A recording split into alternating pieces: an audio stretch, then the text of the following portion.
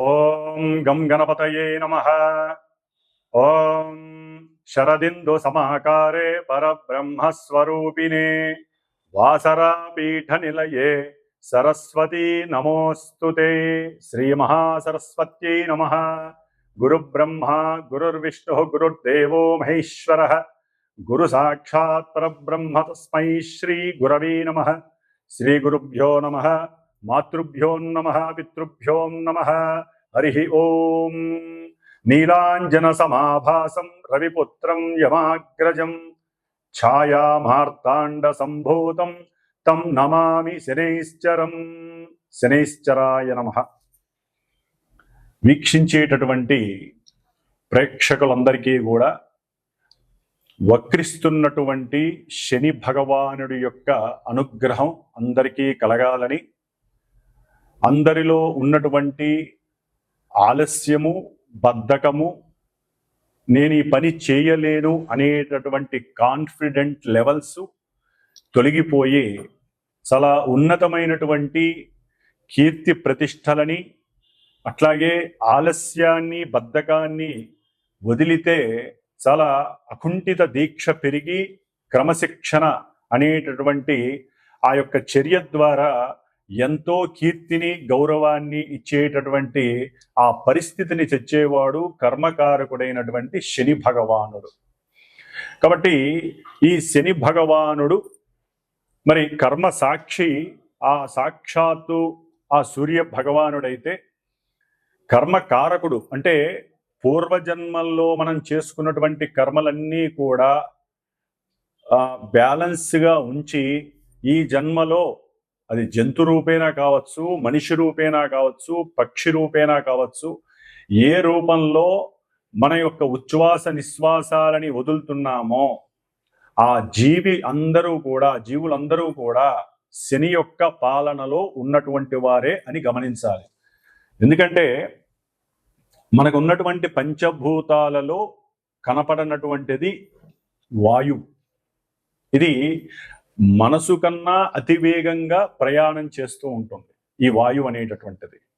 కాబట్టి ఈ వాయువు ద్వారానే ప్రతి జీవి కూడా కర్మని అనుభవిస్తూ, మంచి చెడులను అనుభవిస్తూ, ఉచ్ఛ్వాస నిశ్వాసాల ద్వారా అంటే మనం చేసేటటువంటి యోగా పరిక్రమ ద్వారా కావచ్చు, లేకపోతే వ్యాయామాల ద్వారా కావచ్చు, మన యొక్క శరీరంలో ఉన్నటువంటి ప్రతి అవయవము కూడా స్పందించి ఆ యొక్క గాలి లోపలికి పీల్చుకోవటం ద్వారా వాయువుని అది ఆక్సిజన్ రూపంలో ఆ శరీర భాగాలన్నిటికీ కూడా సరైనటువంటి పద్ధతిలో అంది మన యొక్క ఆయుష్ని పెంచేటటువంటి పరిస్థితిని కల్పించేసేటటువంటి వాడు సాక్షాత్తు కర్మకారకుడైనటువంటి శని భగవానుడు. అంటే ఆయుకారకుడు ఆయనే, కర్మల్ని అనుభవించేటటువంటి స్థితిని తెచ్చేది ఆయనే, కర్మ పరిపక్వతని ఇచ్చేటటువంటి వాడు ఆ శని భగవానుడు అని అందరికీ తెలిసినటువంటి విషయమే. మరి ఆ శని భగవానుడు మార్చి 29వ తేదీ అర్ధరాత్రిన మీనరాశిలో పూర్వాభాద్ర నక్షత్రంలో తను రాశిని చక్కగా మారి ఆ మీనరాశిలో సంచరిస్తూ జూలై 13వ తేదీ వరకు అదే రాశిలో చక్కగా స్ట్రైట్ వేలో ఉత్తరాభాద్ర నక్షత్రంలో తన యొక్క సొంత నక్షత్రంలో స్ట్రైట్ వేలో చక్కగా రుజుమార్గంలో ప్రయాణం చేస్తూ వచ్చాడు. దీని ద్వారా, ఈ ప్రయాణం ద్వారా కొంతమందికి ఏలినాటి శనులు, అష్టమ శనులు, అర్ధాష్టమ శనులు, వేధాశని దోషాలు ఇవన్నీ కూడా చక్కగా పరిచయం అయినాయి. దాదాపుగా ఏప్రిల్, మే, జూన్, జూలై దాదాపు 120 రోజులు బట్టి కూడా 135 రోజులు బట్టి చక్కగా శని యొక్క అనుగ్రహాన్ని పొందుతున్నారు అని కూడా అనుకోవచ్చు.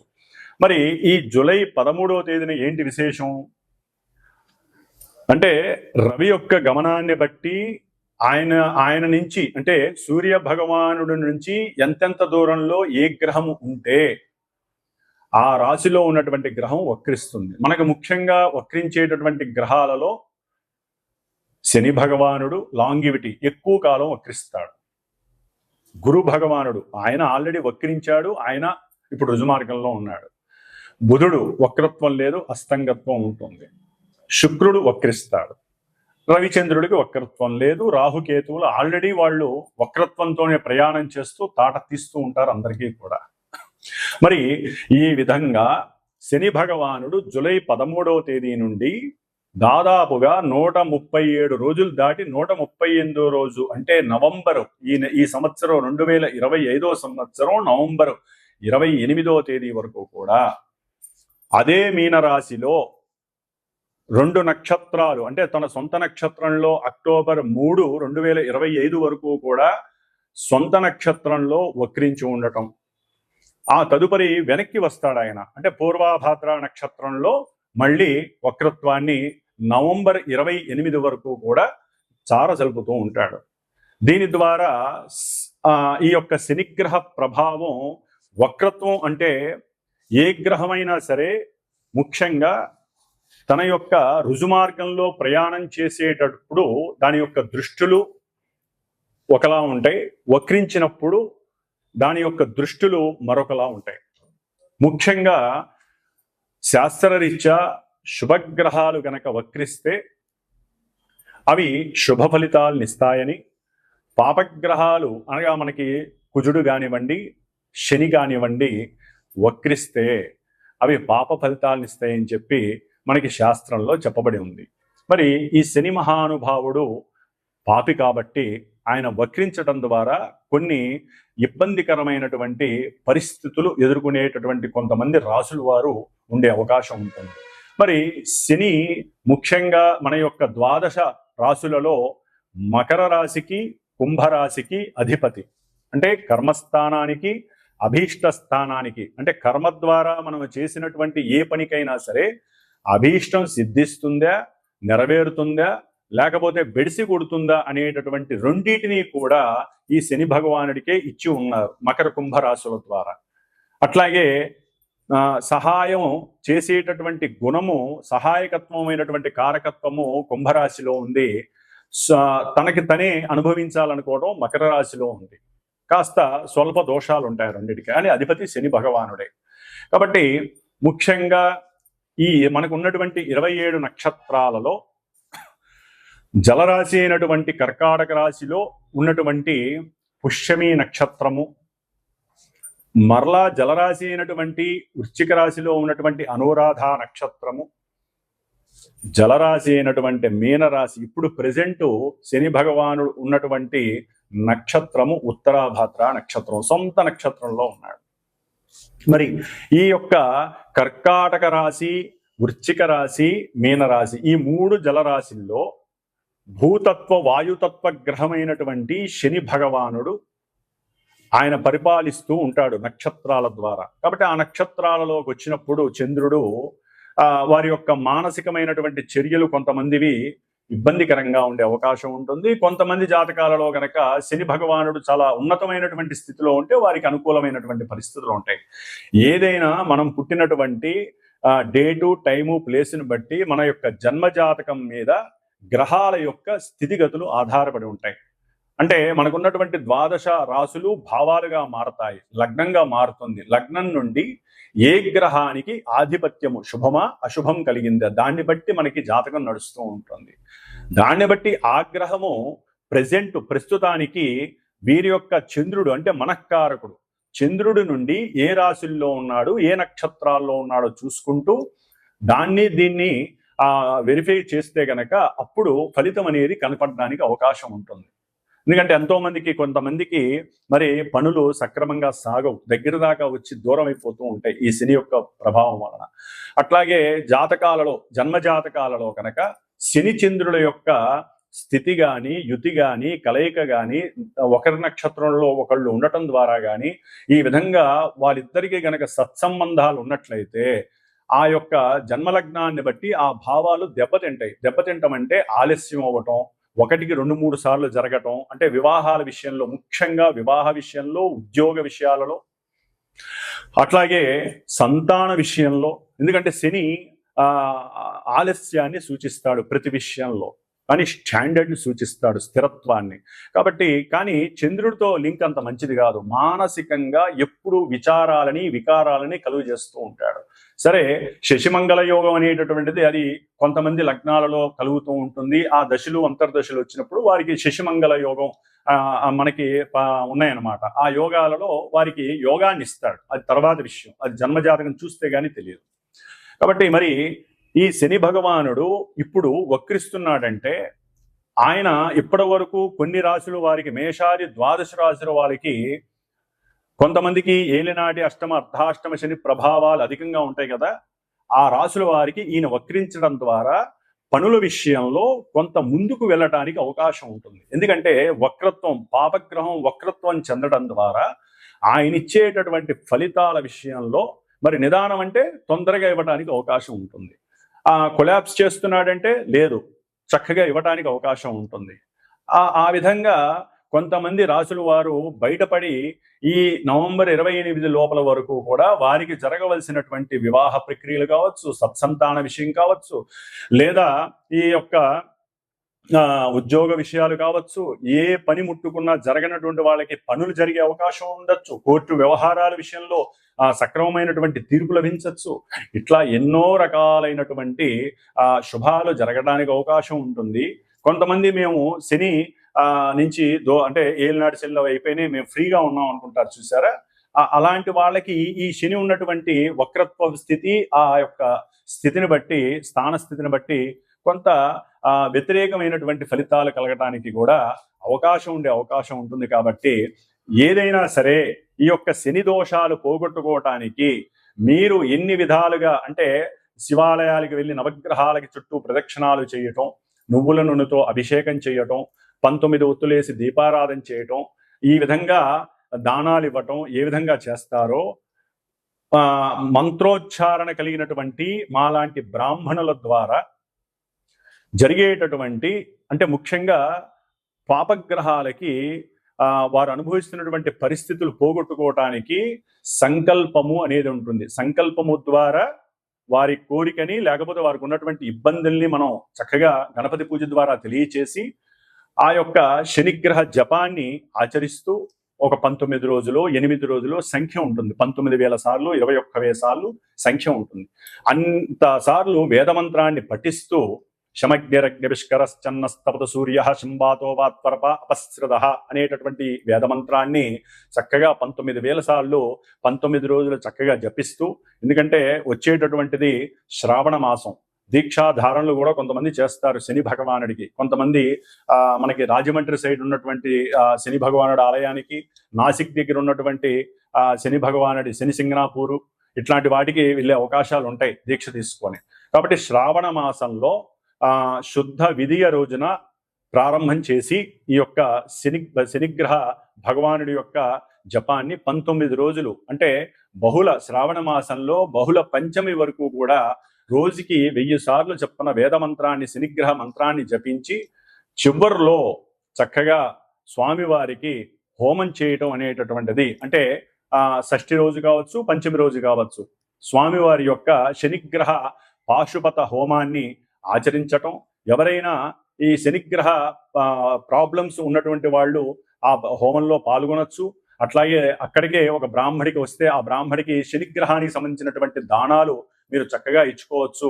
అవన్నీ కూడా అట్లాగే మా యొక్క శ్రీమాత జ్యోతిషాలయ పీఠంలో ప్రతి అమావాస్యకి కూడా నవగ్రహాలకి సంబంధించినటువంటి నక్షత్రాలు, అంటే పాప నక్షత్రాలు కొంతమందికి ఉంటాయి, వివాహానికి సంబంధించిన ఇబ్బందికరమైన నక్షత్రాలు కొన్ని ఉంటాయి, వాటికి సంబంధించినటువంటి, అట్లాగే అమావాస్య రోజుల్లో పుట్టినటువంటి వారి గురించి, ఎందుకంటే శని అమావాస్యకి అధిపతి శని భగవానుడు. కాబట్టి పితృశాపాలు, మాతృశాపాలు, కొన్ని పితృశాపాలు ఉంటాయి మెయిన్ ముఖ్యంగా. ఆ శాపాలు పోవటానికి కూడా అమావాస్య రోజున మా యొక్క పీఠంలో ఈ యొక్క నవగ్రహ నక్షత్ర సహిత శనిగ్రహ పాశుపత హోమము, మృత్యుంజయ హోమము ప్రతి అమావాస్యకి జరుగుతూ ఉంటుంది.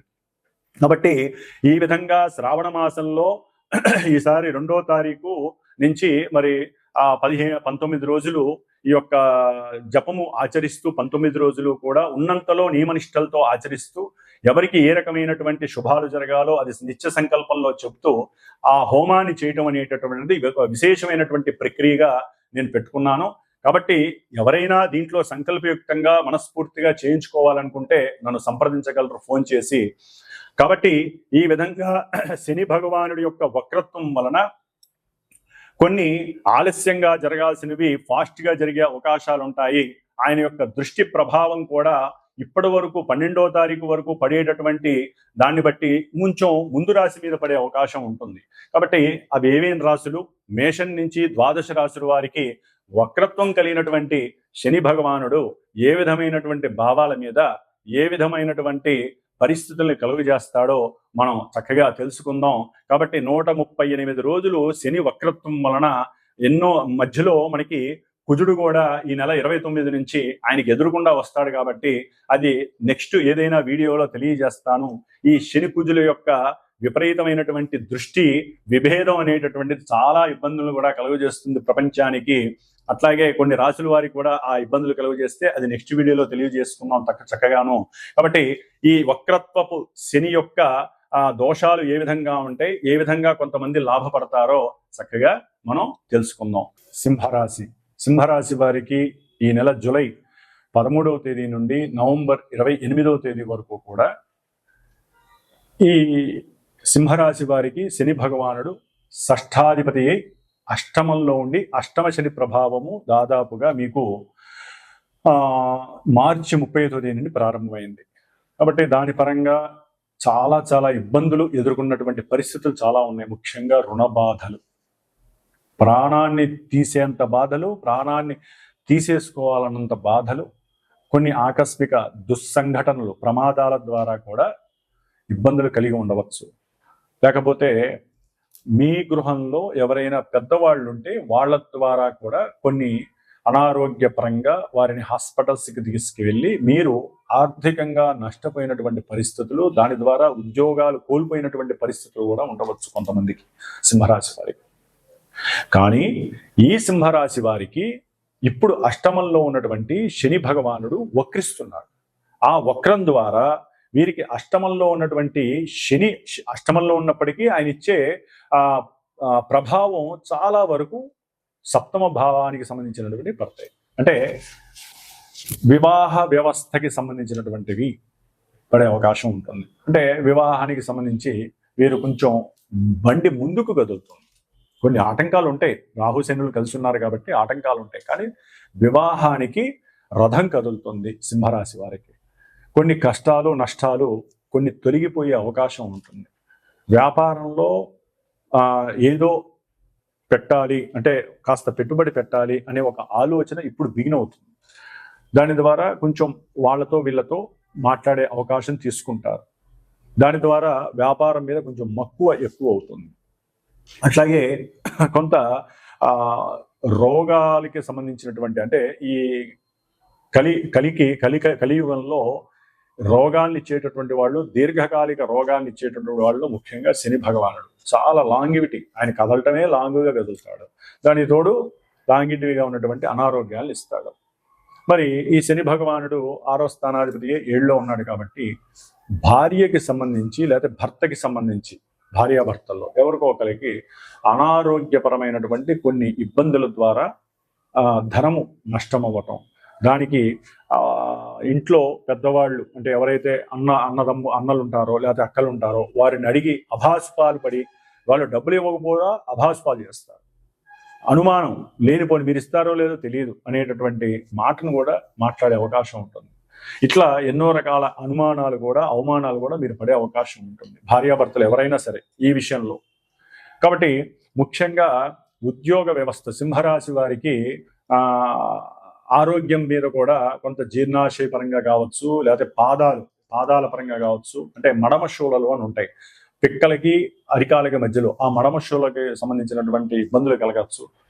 అవన్నీ కూడా కొంత భార్యాభర్తలకి వేదనకి గురి చేస్తాయి. సరైనటువంటి సాంగత్యము కలగటానికి చాలా ఆలస్యం కలుగుతుంది. ఓ పట్టాన వాళ్ళ మనసులో ఉన్నటువంటి భావనలు ప్రేరితం కావు. ప్రేమలు కూడా ఒకరికొకరు చూపించుకోవడానికి చాలా సమయం తీసుకుంటారు.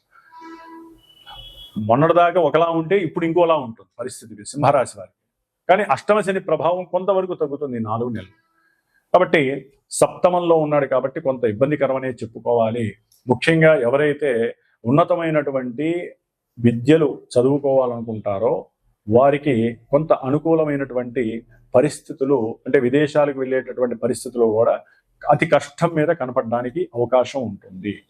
ముఖ్యంగా ఈ యొక్క శని భగవానుడు తన యొక్క దృష్టిని కుటుంబ స్థానం మీద కాకుండా తండ్రి యొక్క స్థానమైనటువంటి వారి యొక్క జన్మరాశి మీద పడేసరికి తండ్రి యొక్క అనారోగ్యపరంగా ధనము నష్టపడటం అనేటటువంటిది కూడా జరిగే అవకాశం సింహరాశి వారికి ఎక్కువగా ఉంటుంది. అట్లాగే చదువుకునేటటువంటి విద్యార్థులకి చదువు విషయంలో కొన్ని ఆటంకాలు, ఇబ్బందులు ఎదురే అవకాశం ఉంటుంది. మొన్నటిదాకా లేవు కానీ ఇక్కడ కొంచెం ఇబ్బందులుగా ఎదురుంటాయి. చాలా కష్టపడాల్సి వస్తుంది. బాగా కష్టపడితేనే మర్మాన్ని ఛేదించి సరైనటువంటి కష్టానికి స్వయం కృషితో గనక కష్టపడితేనే మీరు అనుకున్నది సాధించడానికి విద్యార్థులకి ఎక్కువ అవకాశం ఈ 4.5 నెలల్లో ఎక్కువగా కనిపిస్తోంది. అట్లాగే ప్రేమికులకి ప్రేమ వ్యవహారాలందు కొంత ఎదురు సమస్య కనబడుతోంది.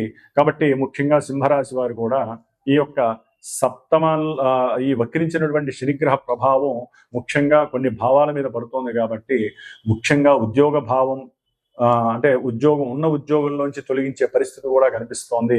విదేశాల్లో ఉన్నటువంటి వారు స్వదేశానికి వచ్చే అవకాశాలు కూడా కనిపిస్తున్నాయి. పరిస్థితులు బాగాలేదు, ధనపరంగా కొన్ని ఇబ్బందులు ఎదురే అవకాశం ఉంటుంది. వాళ్ళకి రావాలి అనుకున్నటువంటి డబ్బులు కూడా రాక కొంత ఇబ్బందులు కూడా కలగడానికి అవకాశం ఉంటుంది.